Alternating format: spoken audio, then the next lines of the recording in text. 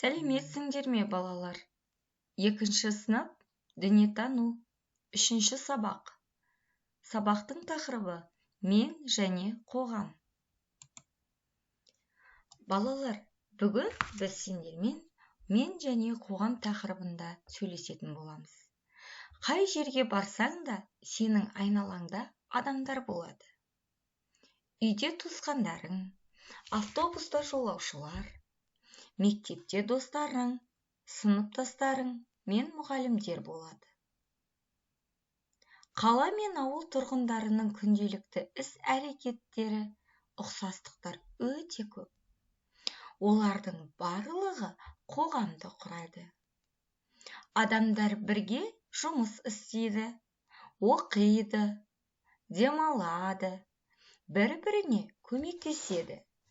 Әр адам қоғамның бір бөлшегі болып есептеледі. Адамдар бір-біріне көмектесуі керек. Бұл қоғамдағы адамдардың өзара қарым-қатынасы. Сен екінші сыныпта оқысаң да, айналаңдағы адамдарға көмектесуіңе болады. Сынып, үй, аула және көше тазалығына да өз үлесіңді қоса аласың. Адам қоғамға пайда келтіретін іспен айналысуы керек. Әр адам өзінің жеке басқа адамдарының мүлкіне ұқыптылықпен қарағаны дұрыс. Ол туралы не білесің? Қане, өз ойымызбен бөлісейік. Мысалы, сен досыңның қаламын пайдалануға алдың.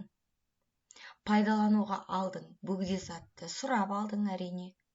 Бірақ оны қайтарар кезде оның мүлкін ұқыптылықпен ұстау дегеніміз, сұрап алған қаламыңды жоғалтпастан өз иесіне ұқыптылықпен рахметімізді айтып қайтарып беруіміз қажет. Балалар, өз ойыңмен тағы да мысалдар келтіріп бөлісіп кетші. Қоғам мүшелері деп кімдерді атаймыз? Қоғамдағы адамдардың бір-бірімен байланысы қандай?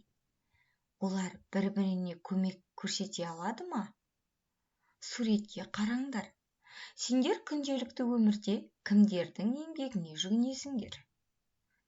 Біз бір тұтас қоғамда өмір сүріп жатқандықтан тығыз бір-бірімізбен байланыстамыз. Соның бірі суретте көріп тұрғандағындай балалар. Бұл балалар не істеп жатыр аулада? Тал егіп жатыр. Бұлардың әрқайсысы қоғамның бір мүшесі болып саналады. Бұлардың барлығы бір-біріне көмектесіп, бірлесіп тал егіп отыр. Келесі суретке назар аударсаңдар, бұл немересін ерткен әжейді көреміз. Олар жолдан өтіп жатыр. Бір-біріне қалай көмектесіп жатыр? Ал келесі суретке назар аударайық. Бұл жерде біз наубайханашыны көріп жатырмыз. Қоғамда өмір сүріп жатқан бұл да бір қоғамның мүшесі болып саналады. Завод, фабрикалар, біздің күнделікті өмірде киіп жүрген, тұтынып жүрген тауарларымызды өндіретін үлкен өндіріс орындарында жұмыс жасайтын қызметкерлер де қоғамның бір мүшесі. Бұл қызметкерлер бірі наубайханашыны көріп тұрмыз. Наубайханашы не істеп, бізге қалай көмектесіп жатыр? Дүкенге нан пісіріп, біз ол нанды сатып алып, сонымен тамақтанамыз. Біз наубайханашының күнделікті қызметін тұтынып жүрміз. Келесі суретке назар аударайық. Бұл жерде тіс дәрігерін байқап тұрмыз. Тіс дәрігеріне тісіміз ауырып қалған жағдайда жүгінеміз, солай емес пе? Ол бізге өз тісімізді емдеу арқылы өз көмегін тигізуде. Дәл осылай біз тағы қандай қоғамда мүшелерімен қарым-қатынастамыз. Есімізге түсірейік. Сендерге сұрақ. Сендер кім театрға барды? Театрға барғанда қоғам театрға барғанда қандай әдептілік ережелерін сақтаймыз? Есіңе түсіріп айтып көр. Егер адам еңбек етпесе, қоғамда қандай жағдайлар орын алуы мүмкін? Бір-біріңмен пікір алмасыңдар. Қоғамдық орында өзін-өзі дұрыстаудың белгілі бір ережелері болады. Оларды әдептілік ережелері деп атайды. Адамдар қоғамда мынандай әдептілік ережелерін сақтай білуі керек. Өзге адамдармен қарым-қатынас орната білу керек. Өзіңді сыйлаған адамға құрмет көрсету. Сен әдепті болудың кейбір ережелерін күнде орындап жүрсің. Олар қарт адамдардың жолдан өтуіне көмектесесің. Сыныпқа мұғалім кіргенде орныңнан тұрасың. Дұрыс қой, балалар? Менімен келіседі деген ойлаймын. Жаңа сендерде алдын сұрап кеткендей, театрға бардың дейік.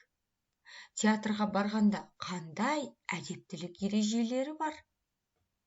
Құрастырып көрші. Тағы да біз күнделікті мектепке, тағы басқа туысымыздың үйіне, қалада жүргенде біз қоғамдық көлікте жүреміз. Сол қоғамдық көлікте өзіңді қалай ұстау керек? Әдептілік ережелерін өзің құрастырып, өз ойыңмен бөлісіп көр.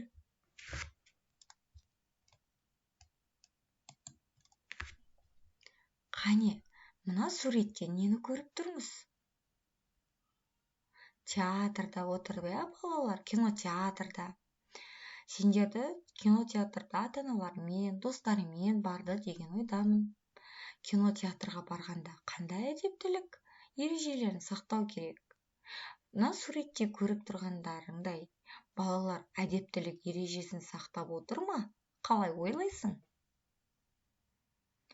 Екінші суретке назар аударсақ, бұл жерде қарт кісі орнынан тұрып тұр. Кіші балалар отыр. Әдептілік ережесін сақтап отыр ма? Келесі суретке назар аударайық. Қарындасы велосипедтен құлап қалды. Оған ағасы көмектесіп жатыр. Бұл жерде әдептілік ережесі сақталды ма? Көшеден өтіп жатқан қызды немесе апайды жолдан өтіп жатқан машина не істеді? Көлік суды шашып кетті. Ол жерде қандай әдептілік ережесі бұзылды деп ойлайсың? Өз ойыңмен бөліс.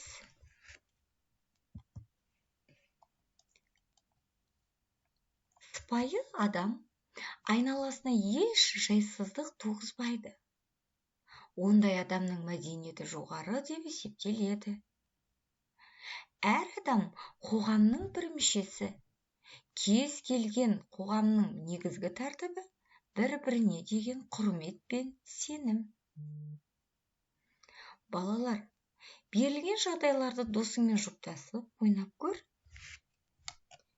Сен дүкеннен бір қорап кәмпит сатып алғың келді. Сатушыдан оны қалай сұрар едің? Кітапханадан саған қызықты кітап беруін өтін. Қарт адамға орныңды ұсын. Бұл жағдайларға байланысты қандай сөздер айтар едің? Балалар, енді сабақты қорытындылай келе, мен сендерге тапсырма бермекшімін. Суретке қарап, бүгін қоғам, бүгін бізге өтілген тақырып.